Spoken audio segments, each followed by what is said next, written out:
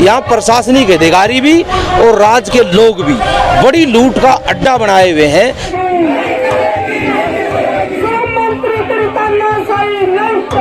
लेकिन आज पूरा 1.5 महीना हो गया उस चिट्ठी को जारी हुई, कोई जिला का अधिकारी उस चिट्ठी को मान नहीं रहा है।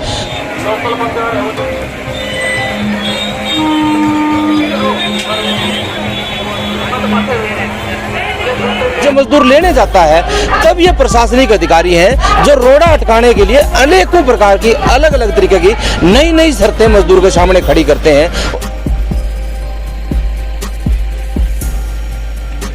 ठोस कोई फाइनल फैसला जब तक नहीं होगा तब तक हमारा निर्णय अटल है, वहाँ जाएंगे और वो धरना लगा के बैठेंगे। जब दोस्तों क्रांतिमान पार्क में है। क्रांतिमान पार्क में भवन निर्माण का मजदूर बड़ी तादाद में इकट्ठा हुआ है, CI2 के अंतर्गत इकट्ठा हुआ है और आज ये पूरा मन बना के आए हैं कि जो श्रम मंत्री अनूप धानक है उनके घर पे जाएंगे, महापड़ाव डालेंगे, ऐसा इन्होंने आह्वान किया था। उसी आह्वान पे बहुत बड़े लेवल पे मजदूर यहाँ पहुँचा है और मजदूरों के चेहरों पे गुस्सा भी है और एक उत्साह है, इकट्ठा हुआ वो उत्साह है और गुस्सा भी है। हमारे साथ CI2 के जिला सेक्रेटरी मनोज है और मनोज से हम जानना चाहेंगे कि क्या तैयारी करके आए हो और ये कब तक एक लड़ाई रहेगी। नमस्कार सर। नमस्कार सर, मतलब आज आप यहाँ इकट्ठा हुए हो, इससे पहले भी बहुत बार इकट्ठा हुए हो, यहाँ प्रदर्शन हुए हैं, लेकिन सरकार एक आश्वासन देती है, उस आश्वासन के बाद आप एक सहमति बना लेते हो, लेकिन फिर वही आश्वासन सिर्फ आश्वासन रह जाता, वादा ही रह जाता। अब की बार क्या होगा? हम 2 बार आश्वासन, पहले दुश्मन चोटा लग गए सरसा में तब मिला, यहाँ श्रम मंत्री का आवास का घेराव की घोषणा करी तब भी हमें आश्वासन एक बार मिला। एक बार 11 जुलाई को लिखित में इन्होंने चिट्ठी जारी की, वो एक चीज़ थोड़ी समझ में आ रही थी, लिखित में चिट्ठी जारी कर दी, शायद वो महीने 20 दिन में लागू हो जाएगी, वो तब तक का विश्वास था। उन्होंने वैसे 20 दिन का समय हमारे से मांगा था, 20 दिन के अंदर हम इसको लागू कर देंगे, लेकिन आज पूरा 1.5 महीना हो गया उस चिट्ठी को जारी हुई, कोई जिला का अधिकारी उस चिट्ठी को मान नहीं रहा है। वो अपने रूल, जिला के अधिकारी जो है वो खुद के फैसले, खुद के रूल है, अपनी मनमर्जी से लोगों के बेनिफिटों पे, सुविधाओं पे, पंजीकरणों पर ऑब्जेक्शन लगा रहा है और कोई मजदूर अगर उस शिकायत लेके जाता है कोई सुनने वाला अधिकारी है नहीं। इसलिए मजबूरी में पूरी राज्य कमेटी के आह्वान पर यह घोषणा की गई कि हमें अब ये बड़ा सतर पर प्रदर्शन की तैयारी करते हुए और श्रम मंत्री के निवास पर पड़ाव लगाना चाहिए। जब तक पड़ाव जारी रहेगा तब तक जो कोई ठोस मतलब निर्णायक चीजें निकल के नहीं आएंगी तब तक अब विश्वास में मजदूर नहीं जाएगा और पड़ाव लाएगा, उसका बारण आगे बैठेगा। मनोज सर, एक और चीज जानना चाहता हूँ, ऐसी क्या कोई ऐसी मांगे हैं कि जिससे बहुत बड़ा कोई तूफान आ जाएगा जिसको लागू नहीं किया जा रहा? उन मांगों के बारे में जानना चाहता हूँ, क्योंकि हमने पहले रिपोर्ट की हमारे जनमंच के माध्यम से कि कन्यादान मिल जाए, स्कॉलरशिप मिल जाए या छोटी छोटी कॉपी बन जाए, यही मांगे मजदूरों की होती है। तो ऐसी क्या मांगे हैं जिसपे सरकार नहीं लागू करना चाहती? मांगे कुछ को अलग से नई नहीं है कि वो लागू करनी है, बहुत बड़ा उसके लिए बजट की जरूरत है। निर्माण मजदूरों का बोर्ड गठन है, उसमें 10 रुपये मजदूर मतलब अपनी 5 रुपये महीना कापी पर रिन्यूअल खुद कराता है, वो जमा होता है। और एक बड़ी बिल्डिंगें बनती हैं या हाईवे फ्लाईओवर बनता है, उसका पैसा जमा होता है और वो पैसा जमा भी इसलिए होता है कि पहले जो घटनाएं थी साइडों के ऊपर जो मजदूरों की मौत हो जाया कर दी और साइड से गिर जाया करता तो मजदूर अपनी मुआवजे की मांग करा करता तो रेड क्रॉस पर दबाव बनाया करता। रेड क्रॉस का कहना यह था बार बार कि ये रोज की घटनाएं हैं, इसमें हम सुरक्षा नहीं दे पाएंगे, इतना पैसा हम कहाँ से लाएं। तब जाके काफ़ी विचार विमर्श के लिए ये बोर्ड बना था कि ऐसे कोई हादसा हो जाता है तो उसकी मुआवजा राशि ये बोर्ड देगा और मजदूर अपनी मजदूरी करते हुए पेट तो भर लेता है, लेकिन उसके बच्चों को अच्छी शिक्षा के लिए कोई प्रावधान हो तो स्कॉलरशिप का प्रावधान उसमें अंदर किया गया है। उसे अगर कोई लड़की हो शादी कन्यादान चाहिए, वो कन्यादान मिल जाए तो ताकि उसका कर्जा सिर ना हो, वो अपनी लड़की को शादी करके अपने घर भेज के या कोई जापा का खर्च है या कोई औजार खरीदने के लिए या कहीं दूर काम पे जाने के लिए साइकिल की एक सुविधाएं, छोटी छोटी मतलब 3-4 सुविधाएं हैं। बड़ी सुविधा में कन्यादान जैसी एक सुविधा है और या फिर एक मुआवजा है, ये चीजें हैं और ये सुरक्षा की गारंटी के लिहाज से बनाया गया है। उस एक्ट के मुताबिक ये चीजें लागू है, उसमें बाकायदा लिखित में है ये चीजें मजदूर को मिलनी चाहिए। उस सुविधा लेने जब मजदूर लेने जाता है तब ये प्रशासनिक अधिकारी हैं जो रोड़ा अटकाने के लिए अनेकों प्रकार की अलग अलग तरीके की नई नई शर्तें मजदूर के सामने खड़ी करते हैं और उससे मजदूर विचलित हो रहा है। मजदूरों को समझ में नहीं आ रहा हम क्या करें, क्या लगाएं, मतलब कितने कागज लगाएं, इतने कागज बना दिए, कोई फैमिली आईडी है, कोई वर्क स्लिप है, 90 डेज की वर्क स्लिप का जो मसला है, मजदूर जिसके घर पे काम करता है उससे लिखवा लिखवा के ला सकता है।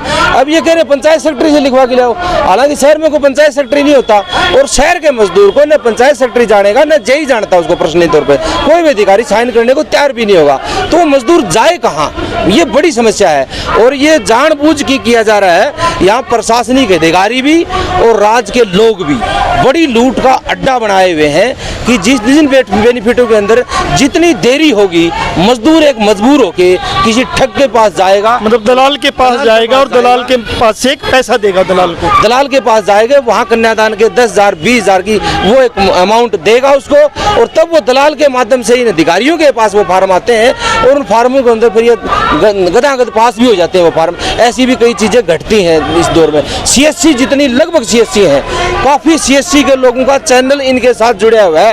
ये DC मतलब ADC रेट पे जो लगे हुए हैं या ऊपर तक के अधिकारी हैं, जिनमें तो AD पकड़ा गया वहाँ जो करप्शन में पंजीकरण में बहुत बड़ा घपला कर गया और काफ़ी AD भी इन्वॉल्व भी है ऐसे जो ऐसे करप्शन ठीक भी है। बहुत सी तो मजदूरों की यूनियन ऐसे पनप गई सिर्फ कॉपी बनवाने के लिए और दलाली करने के लिए, कुकुरमुत्तों की तरह मतलब CSC सेंटर पे लिखा होता है कि कॉपी बनवाने के लिए संपर्क करें, वही उनकी बात कर रहे हो आप? हाँ, मैं उन्हीं की बात कर रहा हूँ। कॉपी के लिए संपर्क करें, सुविधा के लिए वो बल्कि अपना नाम फ़ोन नंबर वो लोगों के व्हाट्सएप ग्रुपों पर भेजने लग रहे हैं, तमाम लोगों की आइडिया रख लेते हैं, कॉपी तक रख लेते हैं और कन्यादान की सुविधा का फार्म भरवाते हैं तो उसका ATM तक जमा करवा लेते हैं। वो जब भी पैसा आता है तुरंत वो ATM से वो पैसा निकलवा लेते हैं। मजदूर बोल इसलिए नहीं पाता, वो डर जाता है तेरी कॉपी कटवा दूंगा, ये करवा दूंगा।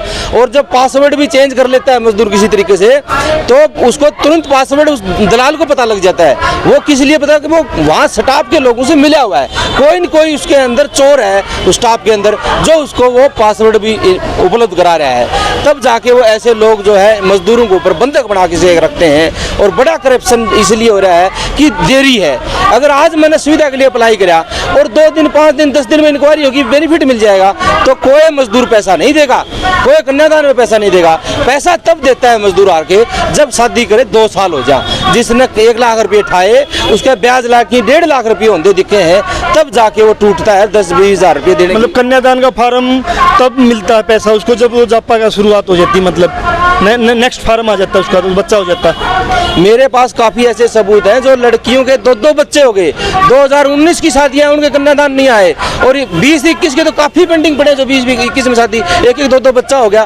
डेथ के फार्म 2.5 वर्ष हो गया। अरे जो मजदूर मरे गया काम करते हुए या कोई हरी बीमारी से, उस मजदूर की क्या इंक्वायरी कर रहे हो तुम? और कॉपी बनाने वाला अधिकारी है, AD ने बनाई कॉपी और अब आप उसकी जाँच कर रहे हो और जाँच भी कर रहे हो तो आप रिन्यूअल पर कीजिए ना। बेनिफिट सुविधा डालने के बाद आप जांच कैसे कर रहे हो? वो जानबूझ के इसलिए सुविधा के लिए मजदूर दलालों के पास जाएगा, दलालों के मार्फत ऊपर तक भी पैसा जाएगा। ये बहुत बड़ा करप्शन है, गिरोह है एक किस्म का मिला हुआ, तब जाके ये पैसा ठीक ढंग से सुविधा लागू नहीं हो रही।